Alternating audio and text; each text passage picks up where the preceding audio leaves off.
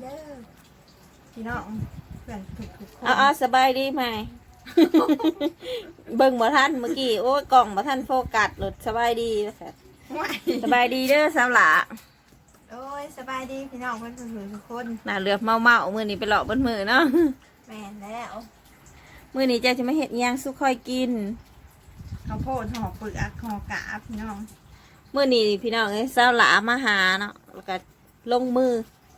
ข้าวโพดเฮ็ดข้าวโพดห่อกาบให้กินพี่น้องเพราะว่าสาวบ้านนาเฮ็ดบ่เป็นก็เลยใส่นอกสาวหลาเพราะว่านอกสาวหลาเฮ็ดเป็นพี่น้องแล้วเฮ็ดแซ่บเมื่อวานก็ใส่ไม่แล้ว ใส่สาวลาว ใส่แม่น้องวีเอ้ยที่ว่าเห็ดย่างหมูเป็นจักอย่างเนาะกินเป็นพี่น้องอย่างหนึ่งคือกินเป็นเนาะอันนี้ความจริงล้วนๆได้นี่พี่น้องไม่ได้เว้าเล่น เว้าจริงมันเอินหรอล่ะ ว่าจริงก็ เห็ดเป็นแต่แนวอยากกิน อันนี้ก็อยากกินอยู่ของพิมพ์หาเห็ดบ่เป็นพี่น้องกันว่าเห็ดเป็นบ่มันจะเห็ดเป็นเห็ดได้นะพี่น้องแต่ว่ามันบ่แซ่บ สารมาพูดกันเนาะพี่น้องแนวธนัดไผ่ธนัดมัน เห็ดเจ้าเห็ดยังอยู่ตอนไหน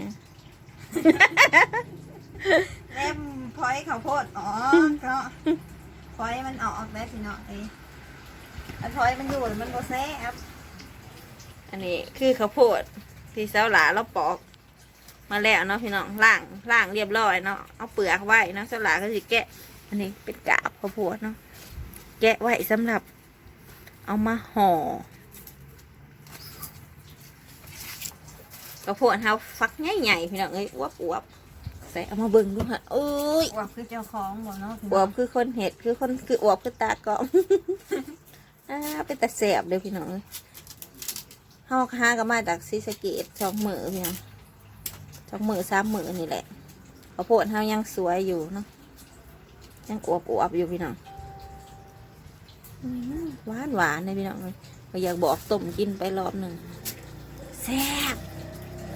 หวาน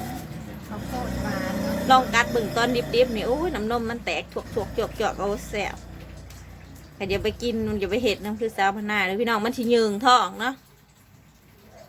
ประมาณนี้เลยพี่น้องเอ้ยสละเราสิแกะเปลือกเนาะแกะเปลือกแล้วเห็ดยังสละวันนี้ แก้เปลือกแล้วละกาเอากระสิมาผ่านเนาะผ่านให้มันเป็นน้อยแล้วค่อยใส่น้ำตาล ใส่น้ำตาลใส่อีกอยังอีก ใส่น้ำตาลแล้วก็เกลือหน่อยนึงแต่ผู้หมักเนาะพี่น้องผมได้บ่หมักกับบ่ใส่ตลาดมาใส่เกลือหน่อยนึงให้มันสีเข้มๆหน่อยนึง ใส่เกลือใส่น้ำตาล ใส่ข้าวใส่ข้าวเหนียวเนาะพี่น้อง ใส่ข้าวเหนียวแป้งข้าวเหนียวก็ได้เนาะอันนี้นะ ข้าวเหนียวแกงสีแซ่บ สาวเราตำไว้เดี๋ยวแป้งข้าวเหนียวโอ้ยข้าวเหนียวแม่นบ่ละเนี่ยใส่ข้าวเหนียวแม่นบ่ ข้าวเหนียว แต่เอาเงินมาเบิ่งด้วย แกะข้าวตำไว้ใหาย นี่พี่น้องเห็นบ่สาวเราตำไว้ใหายละ ไม่ใช่ ไม่ค่อยเห็นเนาะต้องโฟกัสนะเป็นนี่นะนี่ประมาณนี้พี่น้องอันนี้สาวเราหมาเขาก่อนเด้อพี่น้องหมาแล้วก็ตำเป็นข้าวเหนียวธรรมดาของเราเนี่ยอันนี้เนาะหมาไว้แล้วก็เอามาตำเนาะอันนี้สาวเราเตรียมให้น้องแล้วเบิ่งดีเลยพี่น้อง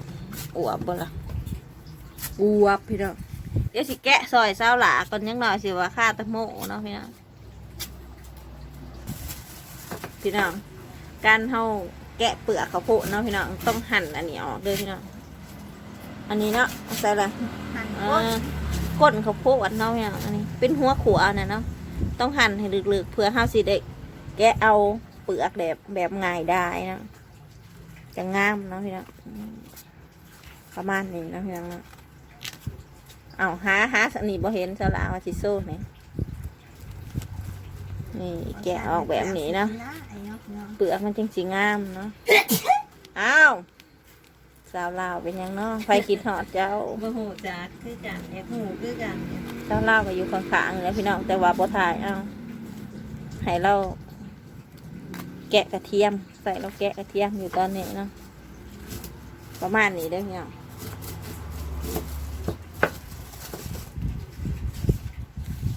ซอยสาวหลาปอกก่อนพี่น้องตอนนี้เนาะพี่น้องเขาปอกข้าวโพดเป็นที่ซิดๆเนาะพี่น้องปอกเปลือกนี่เปลือกที่เขาได้กับประมาณนี้เนาะพี่น้องขั้นตอนต่อไปก็แมนฝานข้าวโพดเนาะแล้วก็สิมาผสมแป้งผสมน้ำตาลหรือว่าเกลืออย่างนี้เนาะพี่น้องพาเบิ่งขั้นตอนสาวหลาสิเห็ดให้เบิ่งเนาะพี่น้องเนาะรอติดตามรับชมเด้อพี่น้อง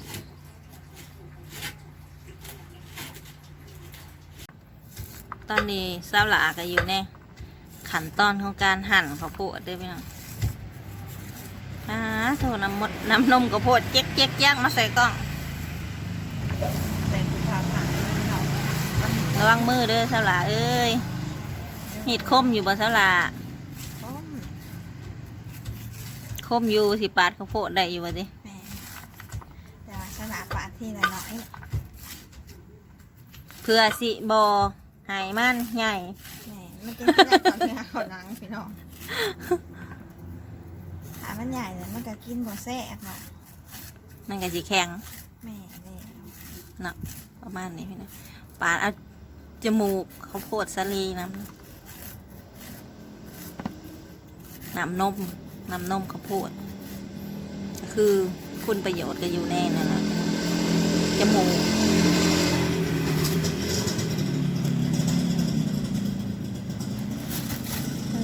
ไม่ได้แกะอันนี้ออกเนาะได้กลิ่นห่วยมันย่อ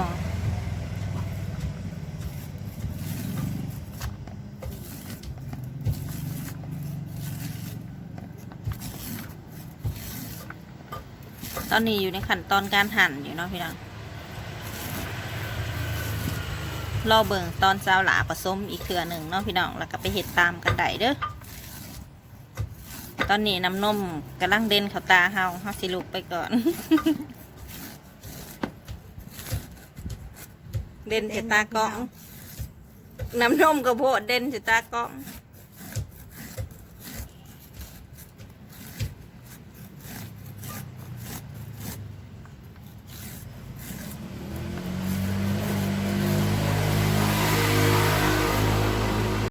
ตอนนี้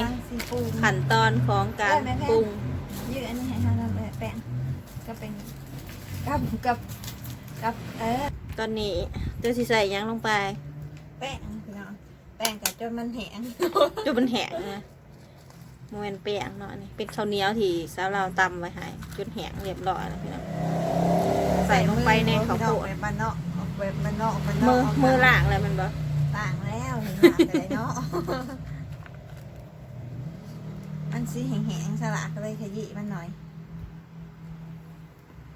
มันเป็นก้อนเนาะพี่น้อง บีมันออก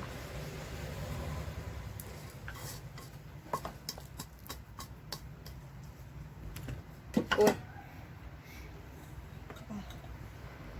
ใส่เกลือเนาะพี่น้องโอ้ โอ้โอ้ โอ้ ใส่เกลือหน่อยนึง เขาจบไล่กว่านะ อ๋อตะกกหนามันซื่อๆ แม่นแล้วเรากำลังเบิ่งขั้นตอนการทำขนมของสาวหลาอันนี้คือน้ำตาลแป้งกันเขาครับน้ำตาลเขากันเลยเอาแม่น ขาวเปิดเนาะพี่น้อง บ่มีการตวงเด้อพี่น้องกะเอาสาวหลาก็ใส่เมนูแบบกะเอาคือกัน ใส่ ใส่แบบกะเอาเนาะพี่น้องไอ้ก่อนแล้วก็ไปซิมเบิงเนาะป่ะพอดีบอสำได้ ใส่เบิร์ดบัวกะทิ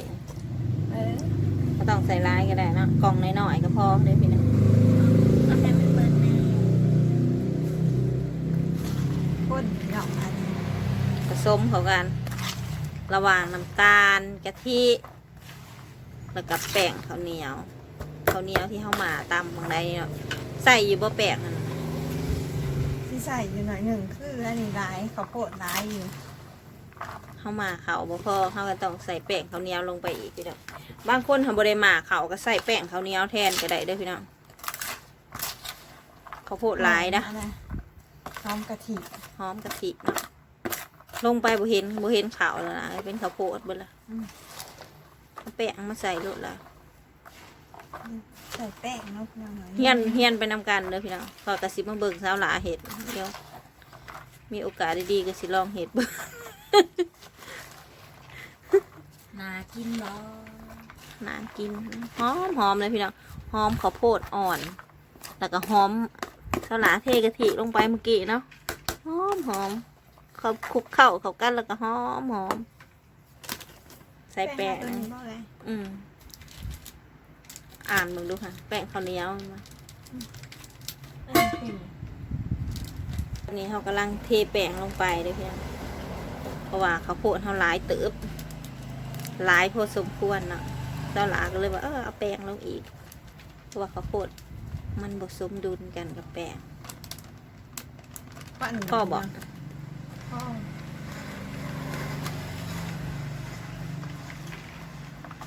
คนคลุกเข้าให้เขากันอีกต่อไป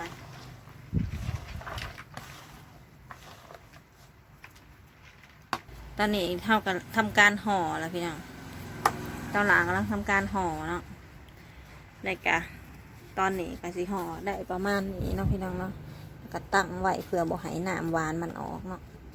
ตั้งไว้แบบนี้ก็เช่นที่ตั้งเรียงสอนกันขึ้นเพื่อทำการหนึ่งเนาะพี่น้องตอนนี้เขาสิไปห่อซอยเจ้าหลาก่อนพี่น้องรอติดตามเมืองพี่น้องคือผลงานของเฮามื้อนี้เนาะพี่น้องซอยกันครับเจ้าหลาซอยกันห่อเนาะพี่น้องนี่คือห่อกาบข้าวโพดเนาะพี่น้องคือเขาสิห่อแล้วเขาก็สิสั้นอันทางก้นอันนี้มันขึ้นเนาะพี่น้องบ่ให้น้ำออกเนาะก็ได้ประมาณนี้พี่น้องคือเขาห่อเสร็จเรียบร้อยไปนี่ก็คือเป็นหนึ่งให้แป้งซุกกะข้าวโพดซุกเราก็กินได้เลยพี่น้องตอนนี้เจ้าหลากำลังสิแล้วพี่น้องเรือประมาณนี้นะแบบ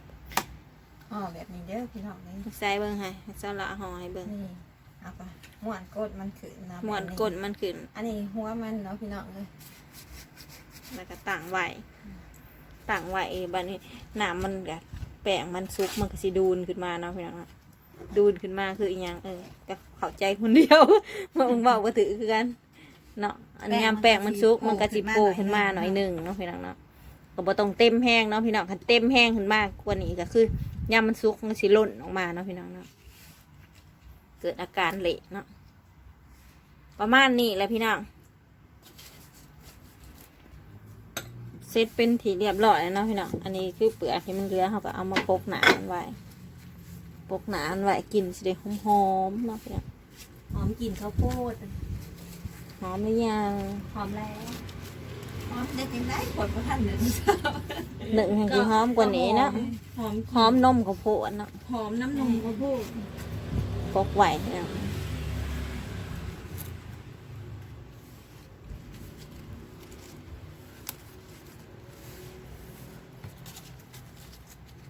เปลือกนี่ต้องสะอาดเด้อพี่น้องล้างน้ำเนาะล้างฟัก เลย มัน เด้อพี่น้องอันนี้ ล้างแล้ว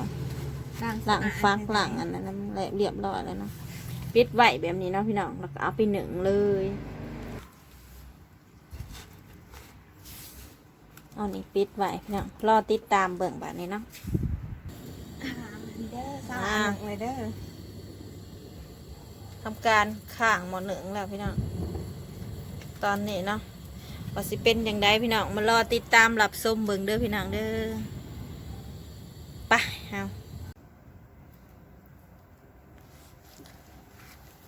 ทุกเป็นผีเหี่ยมหอยแล้วเด้อพี่น้องแกะให้เบิ่งห ห่ น่ อ อน ย ห่อ นะ นห่อนพี่น้อง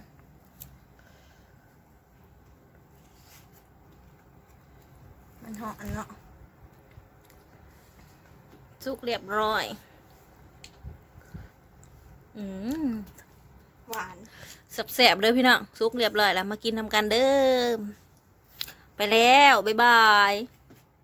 บ๊ายบาย